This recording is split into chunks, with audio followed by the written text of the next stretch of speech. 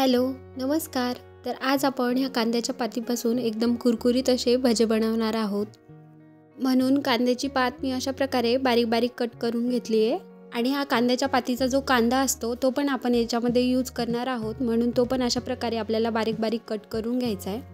आता एका बाउलमध्ये ही कांद्याची पात आणि हा कांदा काढून घेऊयात। यामध्ये आता आपल्याला बेसनचं पीठ टाकायचं आहे। तर इथे मी साधारण 2 चम्मच बेसनचं पीठ टाकणार आहे। स्टार्टिंगला आपल्याला यामध्ये कमीच पीठ टाकायचं आहे। जर नंतर अजून पीठ लागत असेल तर आपण नंतर पीठ टाकून घेऊ शकतो, पण एकदमच जास्त पीठ टाकायचं नाही। आता भजी कुरकुरीत व्हावी म्हणून आपण याच्यामध्ये 1 चम्मच तांदळाचं पीठ टाकून घेऊयात। बेसन पिठाच्या प्रमाणात तांदळाचं पिठाचं प्रमाण आपल्याला कमीच वापरायचं आहे। तांदळाच्या पिठामुळे भजी छान कुरकुरीत होतात आणि चवही छान होते। इथे मी 1 हिरवी मिरची बारीक कट करून टाकली आहे। ऑप्शनल आहे, टाकायची तर टाकू शकता, नाही टाकली तरीही चालेल। आपल्या आवडीनुसार आपण यामध्ये लाल तिखट टाकायचं आहे आणि त्याचबरोबर अर्धा चम्मच हळद, अर्धा चम्मच ओवा आवर्जून टाकायचा, म्हणजे ही भजी पचायला हलकी जातात। आणि याच्यामध्ये अर्धा चम्मच आपल्याला जिरे टाकून घ्यायचे आणि चवीनुसार मीठ टाकून घ्यायचं आहे। आता हे सगळं साहित्य आपण एका चम्मचच्या साहाय्याने मिक्स करून घेऊयात। हे सगळं साहित्य व्यवस्थित मिक्स करून झाल्यानंतर आता आपण हे 10 मिनिट याला झाकण बंद करून ठेवून देऊयात। जसं आपण कांदा भजी करताना कांद्याला मीठ लावून ठेवतो, त्याच प्रकारे याच्यामध्ये आपल्याला सगळे जिन्नस टाकून हे 10 मिनिट आपल्याला भिजवत ठेवायचं आहे।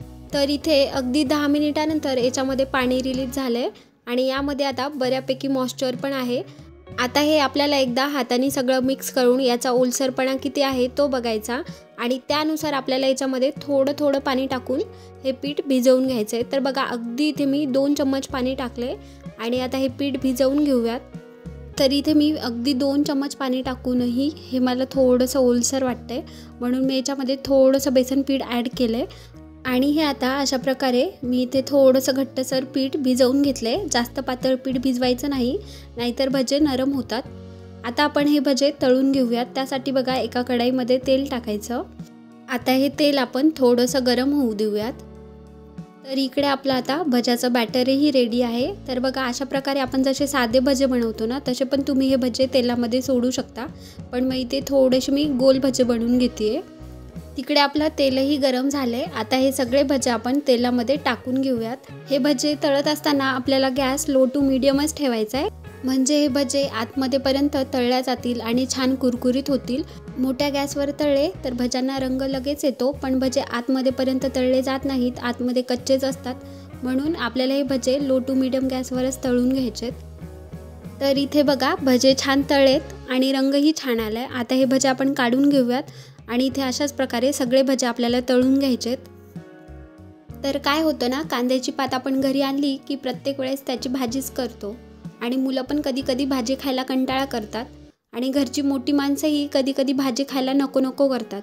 मग त्यावेळेस तुम्ही अशा प्रकारे ही कांद्याची भजी बनवून त्यांना देऊ शकता आणि हे भजे खायला एवढे टेस्टी लागतात ना, जसे आपण कांद्याचे भजे बनवतो ना त्याचप्रमाणे या भज्याची टेस्ट येते आणि समजायला पण येत नाही की हे कांद्याच्या पातीचे भजे आहेत। म्हणून तुम्ही पण हे कांद्याच्या पातीचे भजे नक्की घरी ट्राय करून बघा, काहीतरी नवीन म्हणून। घरचे पण सगळे आवडीने खातील। तर इथे बघा, आपले सगळे भजे बनून तयार आहेत। रंगही अगदी सुरेख आलाय आणि एकदम कुरकुरीत झालेत। चला तर मग तुम्ही पण अशा प्रकारे ही भजी नक्की ट्राय करून बघा आणि रेसिपी कशी वाटली ते कमेंटमध्ये नक्की सांगा। आणि हो, चॅनलवर नवीन असाल तर चॅनलला नक्की सबस्क्राईब करा। Thank you for watching. बाय।